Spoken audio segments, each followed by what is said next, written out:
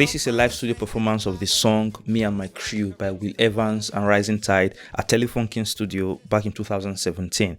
Now I have here the multi-track recording of that performance, which you can download for free, by the way, along with a bunch of different songs by different musicians at the Telefunken Electroacoustic website. That was a mouthful. It's a great place where you can find multi-track recordings of songs and performances that you can practice with. Massive shout out to Telefunken for providing us with these resources. Now the main focus of this video is to mix the drums in that performance using compressors and gates, which should hopefully give you a good understanding of how you can apply using dynamic processors to your mix. Before I continue, here's how the drum sounds with EQ and level adjustments only. Now I advise that you use headphones or a good set of speakers for the rest of this video. Take a listen.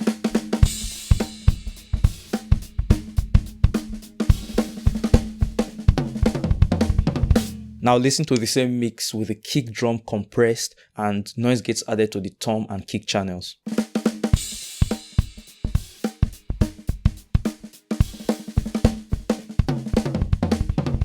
I won't talk much about EQ settings in this video, as I aim only to talk about dynamic processors, compressors and gates, that is. So let's start with the kick drum.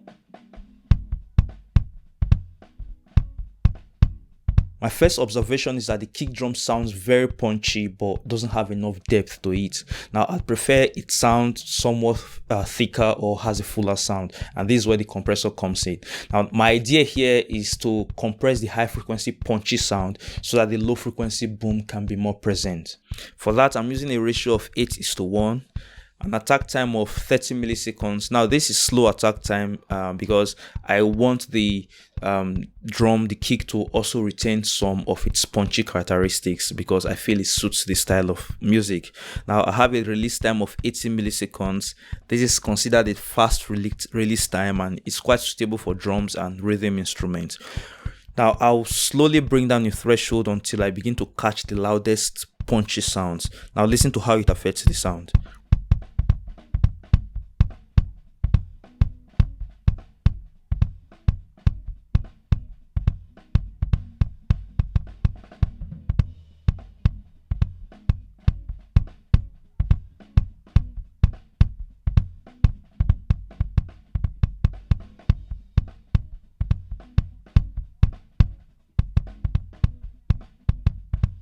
You can hear how the kick drum sounds thicker and how there's a fair balance between the sound of the beater hitting the drum head and the resonance boom of the drum. Another observation from the kick drum sound is that the boom resonates a little bit too much. Plus you can hear the kick drum microphone picking up sounds from other drums plus the guitar amplifier.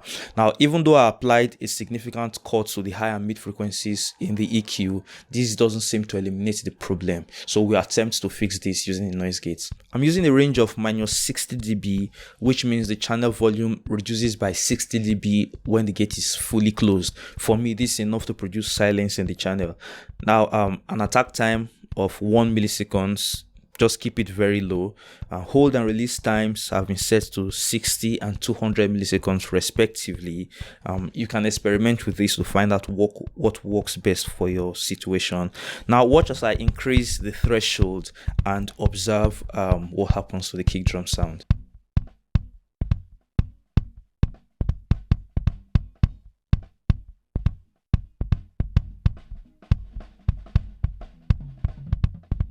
So the compressor makes my kick sound thicker while the gate gives me a tighter sound, which is exactly how I want my kick drum to sound, thick and tight. So let's move on. I won't be applying compressors and gates to the snare drum and the overhead channels, so we just leave that and jump straight to the toms. Now for this performance, the drum has just two toms. There's a single rack tom and the floor tom. And what I've done here is I've sent both toms, the rack tom and the floor tom, to one channel of this mixer I'm using, just for simplicity of this video. So let's listen to how it sounds.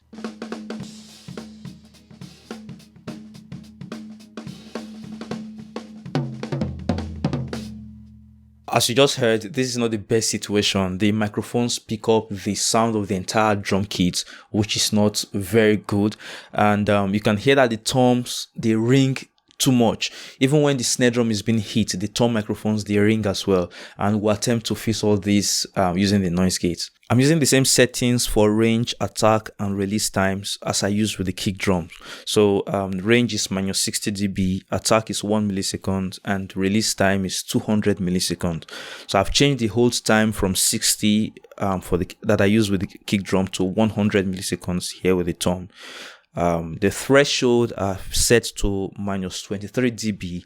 Now let's listen to the before and the after sound.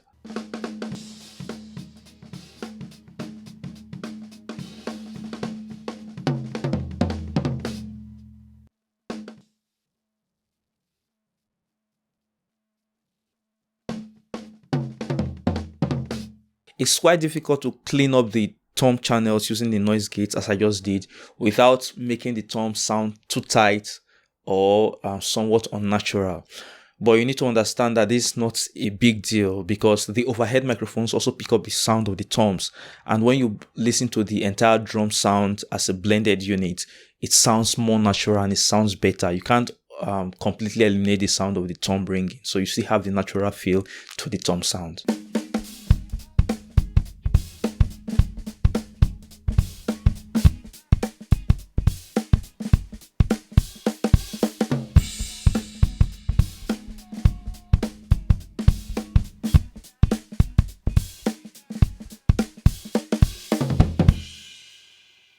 Setting noise gates, especially for tom mics, is one of the most difficult things you can do as a sound engineer because it requires time and a very patient drummer.